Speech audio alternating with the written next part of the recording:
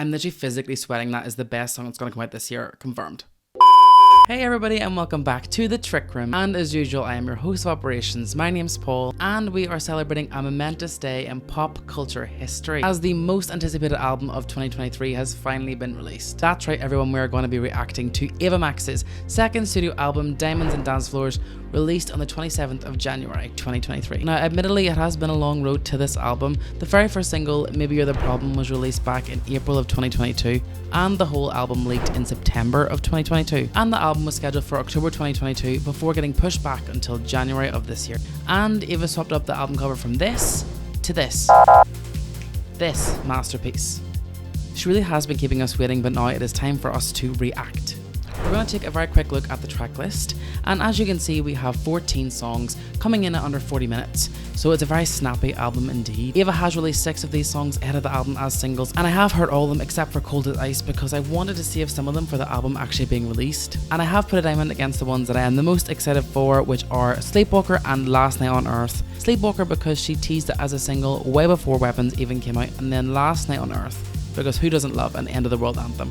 Ava's first album, Heaven and Hell, was full of incredible bops, and I'm ready to add this second one to the collection, so let's get reacting. And we're going to start things off with track number 1, a single we've already heard many times, we love it, it is $1 Million Baby. I actually love this as the opening of the album as well, it sounds so cool.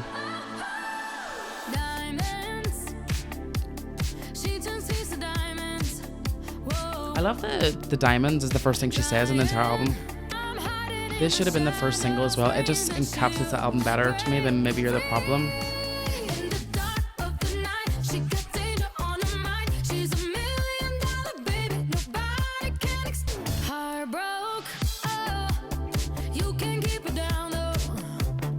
I think that's the theme of the album so far too, is about like breaking through a breakup and really recovering. She's coming back to life after the breakup, like she's finding herself again. I really love that.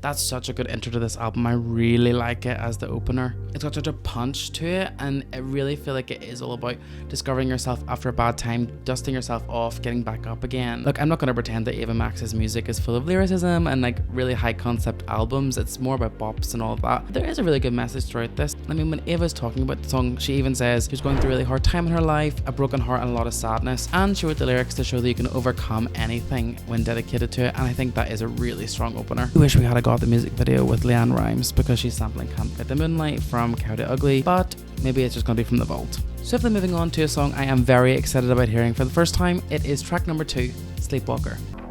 Ooh, the production's fat in this one.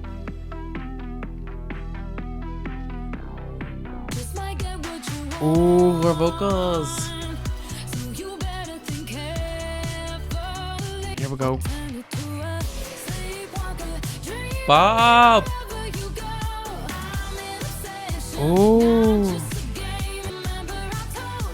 Oh, this is so good. Karma?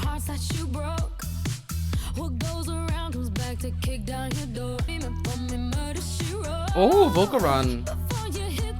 Angela Lambre's like, I'm back? Oh, it's infectious. It's in my brain already. Come on, Bridge. Ooh. Not her rock era.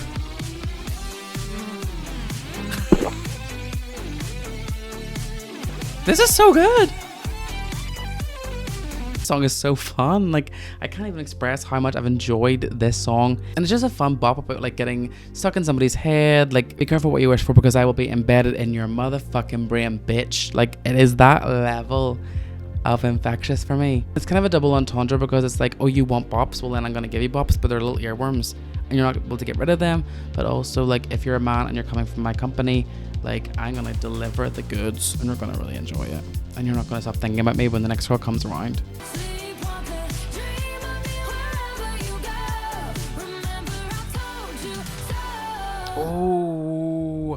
Oh, a really strong close to that song too. It ends with a punch. Ava sometimes leaves songs off in like a fade out for me. That was a really strong punch. and already it's stuck in my head. I want to like go back and listen to that again. Especially that bridge, like the production on it was amazing. I also could see the music video that be so high camper. She's like a zombie. She's like coming out of the grave, like Reputation style. I just feel like it would have been a really good visual to see from this album. I'm really sad she didn't pick it as a single. Speaking of songs and singles, this is track number 3, Maybe You're the Problem, the very first single from this album. This part is still infectious, like the hook is really good.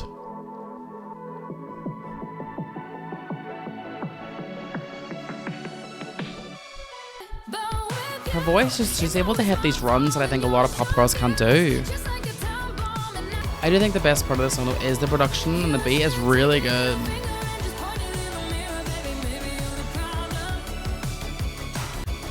For me, the bridges so far though on these 3 songs have been the biggest letdown. Like none of them really have that like same effect that Torn from the first album does, and that really like euphoric build back up. Just goes right back into the chorus every time. There's not going to be a bridge. You stupid slut.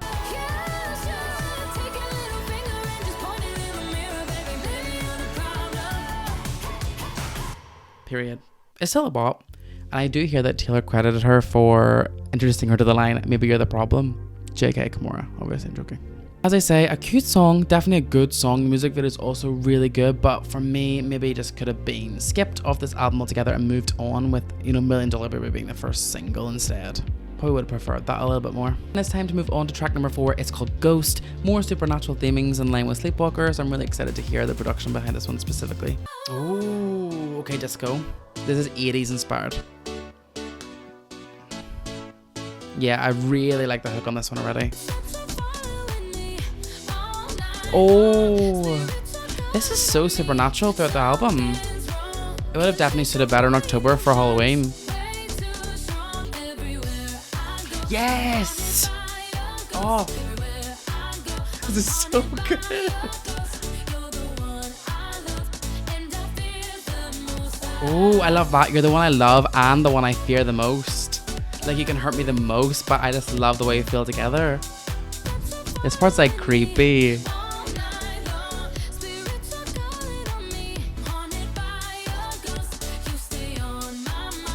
So infectious again. Like, she's really been like, if you get with me, I'm gonna be embedded in your brain. Come on, bridge. That part, yes. Just stripping it back a little bit here. I'm ready for her to like release it, and I punch with it. I can hear it building in the background.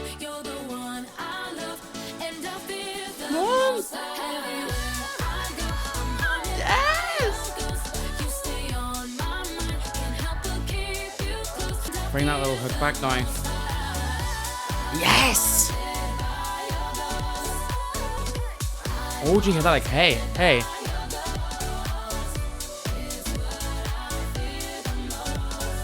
Period again. Whoa. Bitch. Oh, yes, bitch. That was really good too. Oh, I really enjoyed that one. And I really like the analogy of like, I'm haunted by your ghost, like the bit of you leaving, the remnants of you that are still here, the bits of you that I see laying around the house, like the bits that I remember you, like these memories are actually weaponized against me. Ava, single. Make it a single. I want this whole album to be a single at this point. And we're now on the track 5. It's called Hold Up, Wait a Minute. Roses up on the dash, putting rocks on my hand while you acting extra nice. Midnight, getting no reply. Midnight? You love me from 9 to 5. What happens when you say goodnight? I walk by your phone, some chick I don't know, saying, baby, I'm ready. Who is she?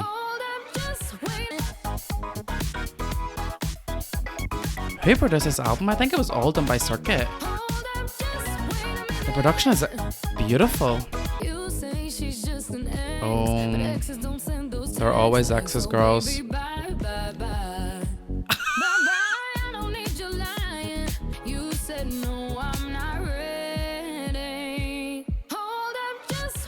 Now he's saying to her, wait a minute, like, hold up. Oh, I love that reversal.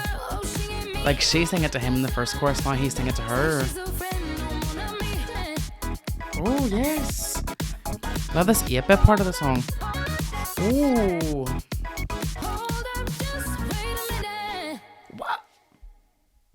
Oh, that's it. That was so short. How long was that? 2 minutes 30. It didn't feel as long as that even, but it's still really short. Again, I need a bridge. I feel like maybe only with Ghost we've gotten that, and maybe not even. I definitely am a bridge girl. I really, really, really want a good bridge on this album, like Torn. I really like the way she flipped the first chorus and the second chorus to be from different people's perspectives. I think that's always cool when a song does that. But maybe we could have got like the bridge going into what the like ex-girlfriend or the current like fling mistress harlot was doing. I think that maybe would have enhanced the song a bit for me, and it's probably going to fall more in that middle of the pack. Even though I really like the production, I feel like it was missing like an extra oomph. Track number 6 is Weapons. I've done my full first reaction over on the channel up here. You can click the link, and I am just going to be raving out to it here. It'll be a very quickly one. It's a really, really fun song. It has stayed in my mind since I listened to it for the first time, and yeah, it's just a fun time. A lot of breakup songs on this. Every song pretty much has been a breakup song.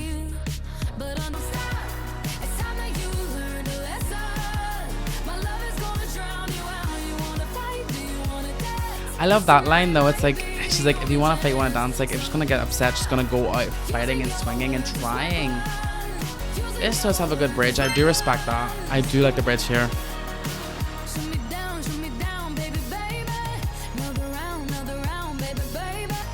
But then it's over. I'm like, give me something to chew on. Really good. Really good. Still a solid song. One of the better singles actually that was released for the album for me. So yeah, I always gotta give it up to Weapons. It gets me moving. I like the sequencing of it right after Hold Up, Wait a Minute, because it is her being like, look, don't try and talk yourself out of it. Don't try and use your words to get out of these things, and don't use them to insult me when I know what the truth is. I like that a lot. It just builds on the story, and it's going around about like really taking empowerment. She's got a bulletproof vest now. She's not gonna let this person hurt her anymore, and don't do it, sis, you're too good. Okay, now we're on to track 7. It is the title track, Diamonds and Dancefloors. I'm really excited. I feel like it's going to be very disco-y now that I've heard some of the other songs. So let's go. Ooh, it's nice. Oh, we're starting quite slow. Our vocals very beautiful. Her vocals are really good. So many Taylor references in this to me.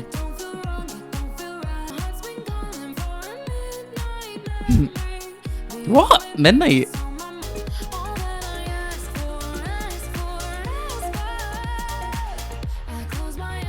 I really like this one. To me, this one really symbolizes like her after breaking up with somebody and really saying how she feels on Weapons. Now she's saying, ugh, I kind of miss the way we felt together. I miss dancing.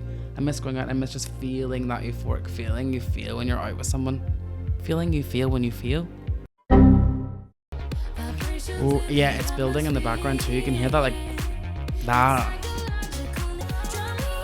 And I hope that the bridge in this one is a lot more punchy of that thing in the background, just pushing right to the forefront of the music.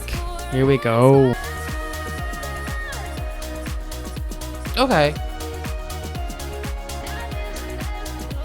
Oh, it's infectious. Yeah, it's got me hooked. She's really mean again. Oh, auto-tune. Period. That one I was initially hoping would build even more, similar to the last one. The difference for this one for me is that this feels like an interlude, kind of in the middle, like Torn would have been for Heaven and Hell. Like, this is where she takes stock of what she's felt so far. She's looking back, seeing the relationship and sort of feeling that through. Now I'm really excited to see for the second half sort of what that ends up being and what she does going forward after maybe taking stock and taking accountability for her part in it as well. So we're moving on to track number 8. It is In the Dark. And I'm really hoping for something really grungy, but more like clubby, but more 90s maybe for this one. Hoping we get that. Fingers crossed, let's go. Oh.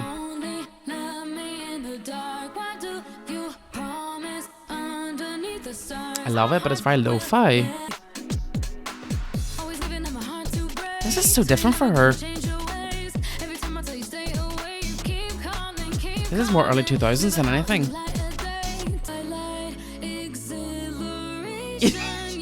I really like this. Yes! This is really cute. Not where I thought this album was gonna go. I thought she was gonna like really push past this relationship and this person, but feels as if she's still getting into the habit of dating fuckboys once she's over the ex-boyfriend here. She really try to move on to somebody else, but unfortunately, in the middle of the night, they just get up and go once they've used her for whatever they want. And she's trying to tell them, you know, in the light, you know, if we really went public with this or really pushed it out, we would do so well together, but if you keep keeping me a secret, it's not going to work.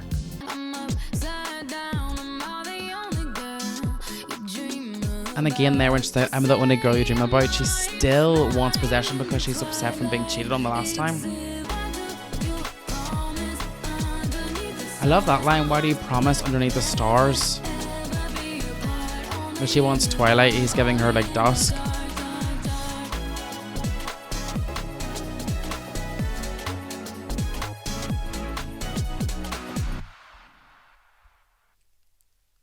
That was really different, and I feel like my commentary through it kind of sums up how I feel. I'm still digesting the big switch up in production vibe genre, almost even. And I am going to stop dying on this hill for getting a good bridge because she's not even getting any bridge, never been a good one. Which is a bit frustrating, but hey ho, I'm going to stop now. Unless we get a really good one, then I'll be back on my bullshit. We're now right into track number 9. It's called Turn Off the Lights. That's really different from her saying in the previous song, like, I want you to turn on the lights so that we can see it together. Maybe this is going to be like her accepting the fact that maybe things are just going to be done in the dark and her going through her own like fuck girl era. Not sure. Let's find out.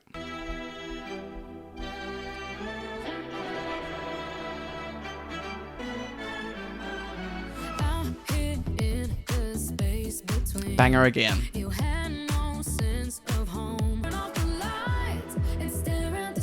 Oh, is she talking to herself in this one? Is this self-reflecting? Yes. The versions are quite muted, but I do like when it comes back in there. That's the best bit for me. That's really good. The hook is cool.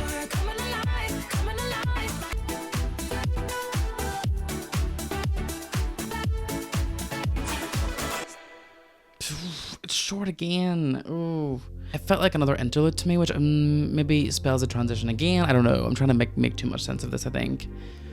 That one definitely could have been longer and could have been punchier for me. I think it's down at the bottom, and it's not that it's bad by any means. It's just not as pure pop as I think the rest of the songs have been so far, which is always fine to have a bit of a differentiation, but for me, it was just a bit slower or didn't really build anything. It was really repetitive for being a 2.5 minute song as well, so like I'm a bit disappointed in that. Track number 10 then is One of Us, a song that I have heard only once when Ava released it a few weeks ago. It is not my favourite again, unfortunately, maybe back to back. Hopefully in the context of the album I'll like it a bit more. I just find it a bit sluggish again, but maybe I'll like it more in this listen. Her vocals can't be denied, it's very punchy here.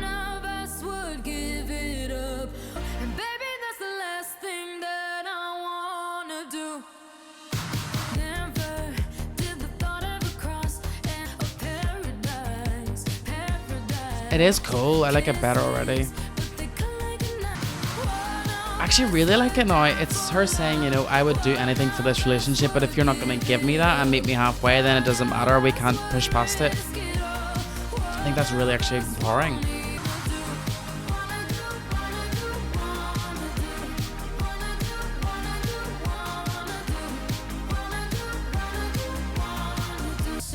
Maybe I'm a One of Us stan. I actually like this. Yeah, this is actually a really good earworm. Oh, and I do like that like ethereal video gamey soundtrack in the background as well. And a whistle tone. Oh, they went, there you go, one for free. Yes, whoa, I really like that much more now. And it is a good message. Maybe she's finally realizing to herself after all of these people who haven't treated her right, that no matter what, if they don't love her or they're not going to give her the respect she deserves, then like they can never be enough. So now we're on to track 11, Get Out of My Heart.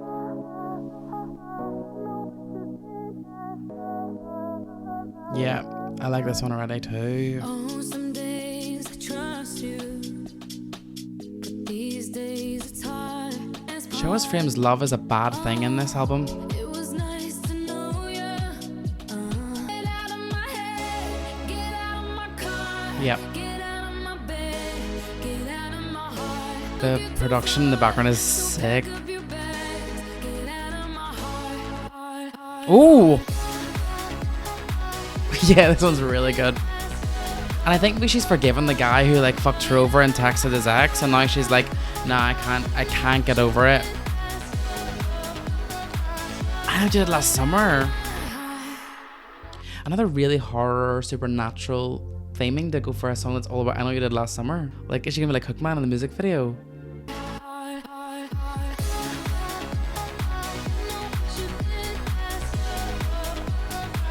Ooh. This is for the I Know You Did Last Summer stands. What a movie, by the way. What a good movie. Come on, Bridge. Ooh.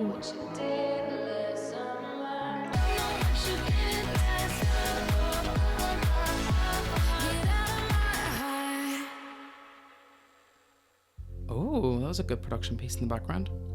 A fun song, a really fun one. I really like it. It picks up the tempo back at the end of the album and kind of gives me what I was looking for through this story the whole time. The bit where she finally says, like, I'm done, I'm moving on, we're not playing this anymore. I think it's a big step forward from songs like In the Dark, where she was like reflective, really wanted and was begging for somebody's attention. Now she's like, I don't need it, I got myself, it's cool, I'm moving on. I'm now moving on to track number 12, Cold as Ice, a song she released back at the start of this week, but we're finally getting a chance to listen. Ooh, this is dark and grungy, a bit more like Ghost.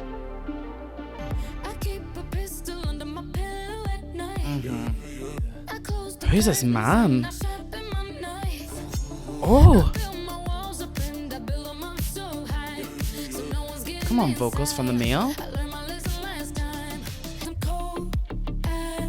Nice.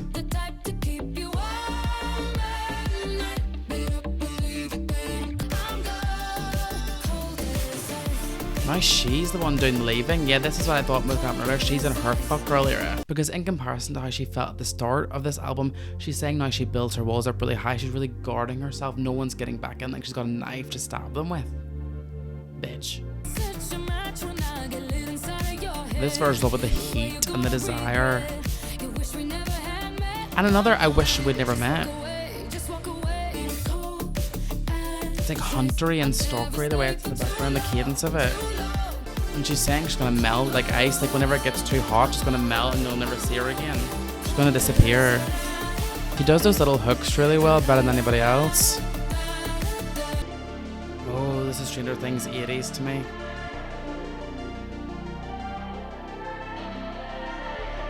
Well, this is a fade out.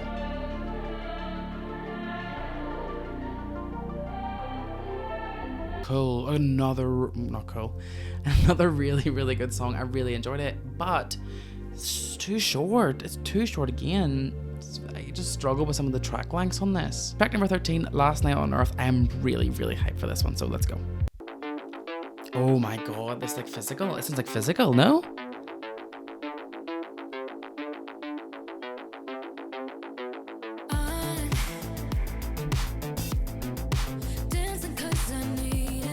Back to dancing again. Yes, this one's really, really good. Yep. Yes, come on, vocals. This one's really amazing.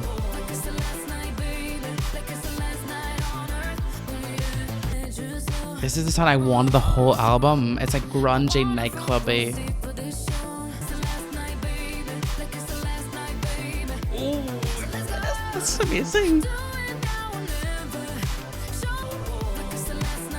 It just feels chunky. There's a lot to this song. It's not as short.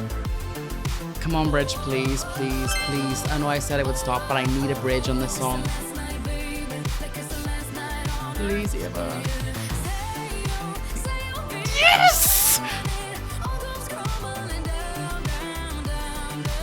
She needs someone to be there when it fucks up instead of running away. I feel overwhelmed. I feel overwhelmed.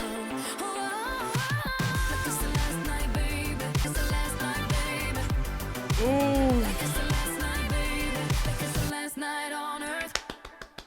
Period. I'm literally physically sweating. That is the best song that's going to come out this year, confirmed.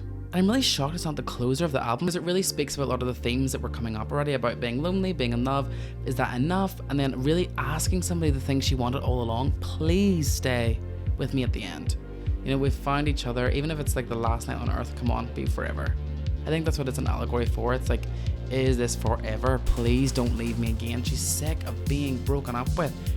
And even though she pretended like she was so strong and cold as ice, she's kind of realizing that she still needs somebody. She needs a partner. And maybe it could be addressed to herself as well. You know, it really is about somebody following her at the start. Maybe it's her own self, her own shadow, like kind of in the $1 Million Baby music video where she's looking after herself. I guess that could be part of it.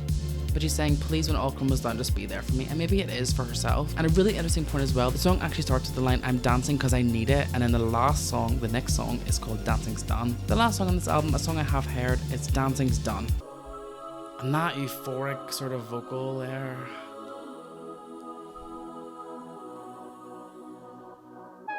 Ooh, I love that every time. This is so grungy to me as well. This song is really dark to me and is all about like what do we do whenever we're finished.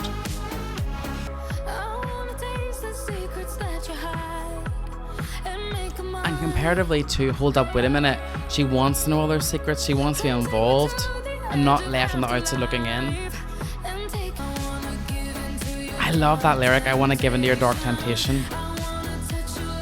For me, it's really all around her saying like, I know you can hurt me, like we've been here before with other people. I know you're not the best person for me potentially, but I kind of want to go for it anyway. And like, I just love the whole album has been leading up to sort of empowerment. You don't need somebody else. And then at the very end, she's like, but let's go somewhere together. And I really want to like be infected by your darkness because it's an addiction. I think she's addicted to love. And a lot of the themes of the album is like, love is bad, love is pain, love is anger, love is fear. Not a Marina reference. So for her to just take all that on board and say, but yeah, take me to the edge anyway. And you know, I was born to run. She was born to love. And I really love that about this song. I love this outro as well.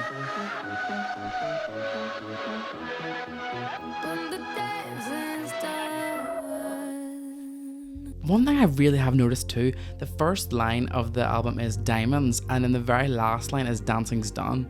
You know, so from Diamonds all the way through to Dance Floors. And that is a really cool concept to me. Whether she meant it to be or not, I don't know. She does have the mind of a mastermind. And that has been our very first reaction to Ava Max's second studio album, Diamonds and Dance Floors. For me, this album has some incredibly high highs. There's not a lot of lows here for me. Comparatively to Heaven and Hell, there is less of a concept to the album, but there is more of a single narrative all the way throughout, and I maybe enjoyed that sequencing a little bit more. I did find with Heaven and Hell, she sometimes was trying to put songs like So Am I just in the track list somewhere. Maybe they didn't really fit in Heaven or Hell, but she just put it in there. With this, to me, every song kind of stuck to the theme of what it was meant to be about. Love, fear, hurt, breakup, betrayal. Lynn, Pat, Lori, Shelly, Aaliyah, Rose, Brian, Darren, and Ulysses. Rising from the ashes and then finding to love yourself, and I feel like she did that across each of these songs. I also feel like the singles have been fairly reflective of the songs. I probably would have cut One of Us, but now I'm thinking, oh, it kind of was good and a bit different, and I probably would have chopped maybe the problem from the project altogether. But I think each of the songs that were made a single kind of have a purpose and a meaning and a reason to be there. And after a few listens, you can see my definitive ranking on the side of the screen. Some songs may have changed in placement from when I recorded this video because I really want to take my time to get through them. At the top, we still definitely have Last Night on Earth, Sleepwalker and Ghost, as well as Hold Up Wait a Minute and probably Diamonds and Dancefloors if that sticks with me. I'm really glad the two songs I wanted to be good, Last Night on Earth and Sleepwalker, were really good. I think Ghost kind of edged above Sleepwalker for me in that listen though. It was really good. Get Out of My Heart, Turn Off the Lights and Cold as Ice could be down near the bottom. For me, I don't even really think about the beats and the lyrics from those and the production, but maybe I will like them a bit more. One of Us is probably higher than I thought it was going to be, which is great because I was a bit apprehensive about it initially. And so that has been our reaction. Please let me know down in the comments what you thought of this album. Are you a Maxinista? Are you not? Has this converted you? What was your favourite song and your least favourite song? And also, please like and subscribe to the channel. It really means so much to me. I really, really appreciate it. Before I go, I just want to plug my beautiful boyfriend and I's podcast called Snapped. You can check it out on all your local podcast providers. Each week we dive deep into a different album and different era to convince you that they truly snapped, covering all the different music videos, the singles, the award shows, some random awards that we actually decided to give out called the Snappies, and much more. And until next time, I have been your host Operations Paul. You're currently trapped in the trick room until next time, so I will see you very, very soon. Thank you so much. Bye.